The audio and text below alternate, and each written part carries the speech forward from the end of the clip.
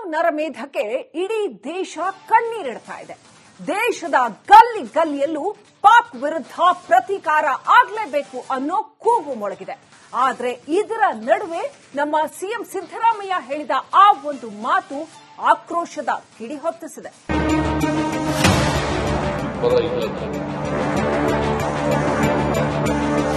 ಈಗೇನೆಲ್ಲ ಕ್ರಮಗಳು ತಗೊಂಡ್ರು ಕೂಡ 26 ಜನ ವಾಪಸ್ ಬರ್ತಾರ.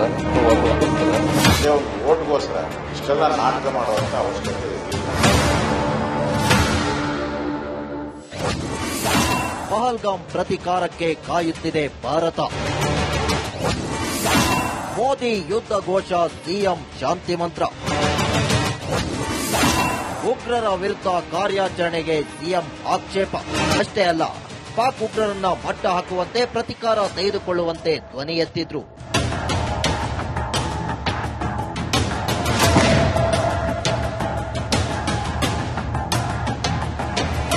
ಕೇಂದ್ರ ಸರ್ಕಾರವು ಈಗಾಗಲೇ ಪಾಕ್ನೊಂದಿಗಿನ ಎಲ್ಲ ಸಂಬಂಧಗಳನ್ನ ಕಟ್ ಮಾಡಿದೆ.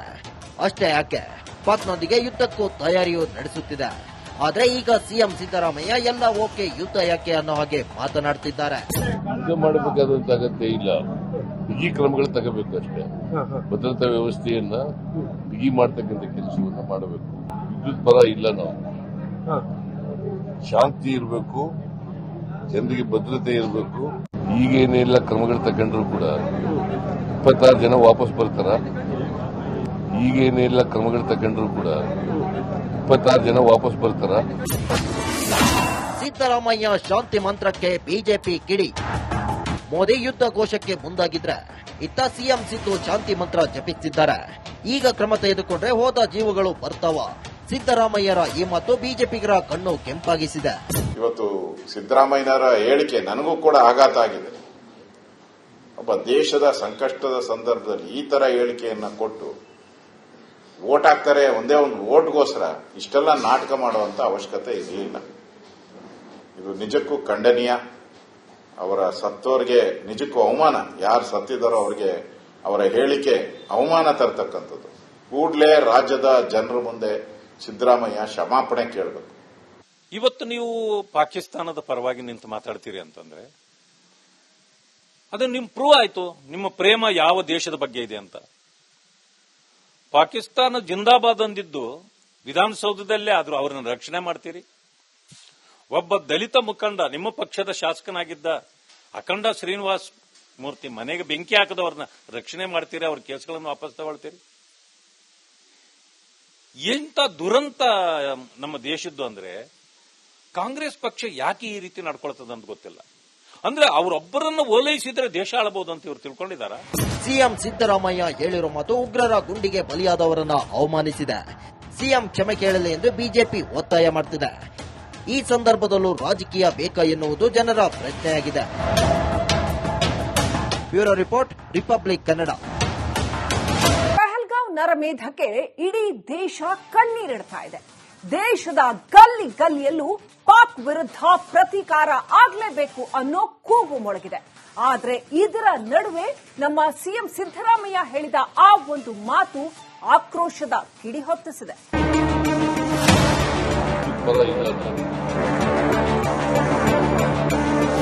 ಈಗೇನೆಲ್ಲ ಕ್ರಮಗಳು ತಗೊಂಡ್ರು ಕೂಡ 26 ಜನ ವಾಪಸ್ ಬರ್ತಾರ. ಓಟ್ಗೋಸ್ಕರ ಇಷ್ಟೆಲ್ಲ ನಾಟಕ ಮಾಡುವಂತ ಅವಶ್ಯಕತೆ ಇದೆ. ಪಹಲ್ಗಾಮ್ ಪ್ರತೀಕಾರಕ್ಕೆ ಕಾಯುತ್ತಿದೆ ಭಾರತ. ಮೋದಿ ಯುದ್ಧ ಘೋಷ, ಸಿಎಂ ಶಾಂತಿ ಮಂತ್ರ. ಉಗ್ರರ ವಿರುದ್ಧ ಕಾರ್ಯಾಚರಣೆಗೆ ಸಿಎಂ ಆಕ್ಷೇಪ. ಅಷ್ಟೇ ಅಲ್ಲ, ಪಾಕ್ ಉಗ್ರರನ್ನ ಮಟ್ಟ ಹಾಕುವಂತೆ ಪ್ರತೀಕಾರ ತೆಗೆದುಕೊಳ್ಳುವಂತೆ ಧ್ವನಿ ಎತ್ತಿದ್ರು.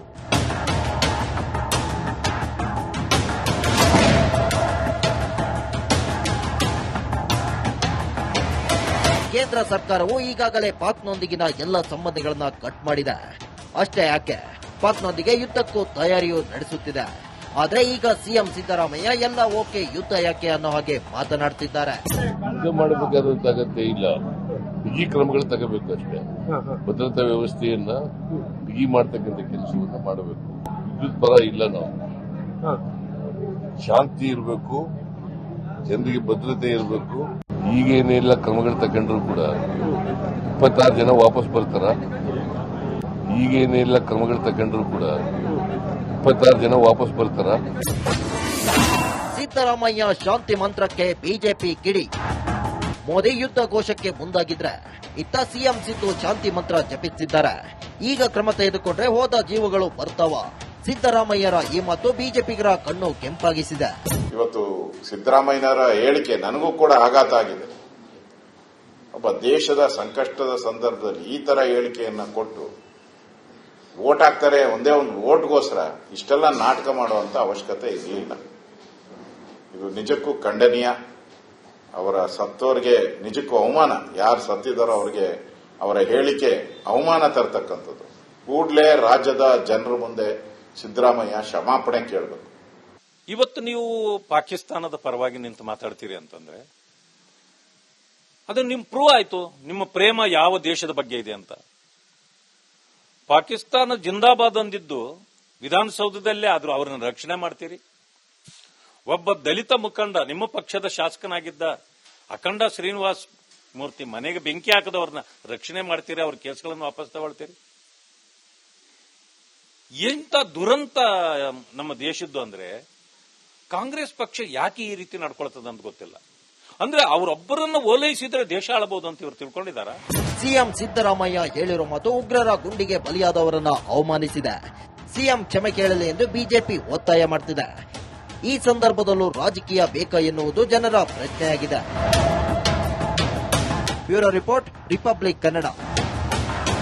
ಪಹಲ್ಗಾಂವ್ ನರಮೇಧಕ್ಕೆ ಇಡೀ ದೇಶ ಕಣ್ಣೀರಿಡ್ತಾ ಇದೆ. ದೇಶದ ಗಲ್ಲಿ ಗಲ್ಲಿಯಲ್ಲೂ ಪಾಕ್ ವಿರುದ್ಧ ಪ್ರತೀಕಾರ ಆಗಲೇಬೇಕು ಅನ್ನೋ ಕೂಗು ಮೊಳಗಿದೆ. ಆದ್ರೆ ಇದರ ನಡುವೆ ನಮ್ಮ ಸಿಎಂ ಸಿದ್ದರಾಮಯ್ಯ ಹೇಳಿದ ಆ ಒಂದು ಮಾತು ಆಕ್ರೋಶದ ಕಿಡಿ ಹೊತ್ತಿಸಿದೆ.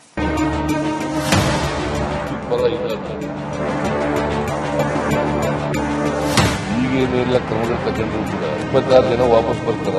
ಒಂದೇ ಒಂದು ವೋಟ್ಗೋಸ್ಕರ ಇಷ್ಟೆಲ್ಲ ನಾಟಕ ಮಾಡುವಂತ ಅವಶ್ಯಕತೆ ಇದೆ. ಪಹಲ್ಗಾಮ್ ಪ್ರತಿಕಾರಕ್ಕೆ ಕಾಯುತ್ತಿದೆ ಭಾರತ. ಮೋದಿ ಯುದ್ಧ ಘೋಷ, ಸಿಎಂ ಶಾಂತಿ ಮಂತ್ರ. ಉಗ್ರರ ವಿರುದ್ಧ ಕಾರ್ಯಾಚರಣೆಗೆ ಸಿಎಂ ಆಕ್ಷೇಪ. ಅಷ್ಟೇ ಅಲ್ಲ, ಪಾಕ್ ಉಗ್ರರನ್ನ ಮಟ್ಟ ಹಾಕುವಂತೆ ಪ್ರತಿಕಾರ ತೆಗೆದುಕೊಳ್ಳುವಂತೆ ಧ್ವನಿ ಎತ್ತಿದ್ರು.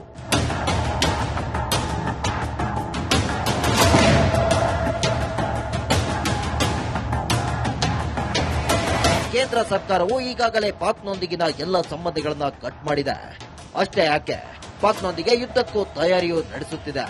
ಆದ್ರೆ ಈಗ ಸಿಎಂ ಸಿದ್ದರಾಮಯ್ಯ ಎಲ್ಲ ಓಕೆ, ಯುದ್ಧ ಯಾಕೆ ಅನ್ನೋ ಹಾಗೆ ಮಾತನಾಡ್ತಿದ್ದಾರೆ. ಯುದ್ಧ ಮಾಡಬೇಕಾದಂತ ಅಗತ್ಯ ಇಲ್ಲ, ಬಿಗಿ ಕ್ರಮಗಳು ತಗೋಬೇಕು ಅಷ್ಟೇ. ಭದ್ರತಾ ವ್ಯವಸ್ಥೆಯನ್ನ ಬಿಗಿ ಮಾಡ್ತಕ್ಕಂಥ ಕೆಲಸವನ್ನ ಮಾಡಬೇಕು. ವಿದ್ಯುತ್ ಪರ ಇಲ್ಲ ನಾವು.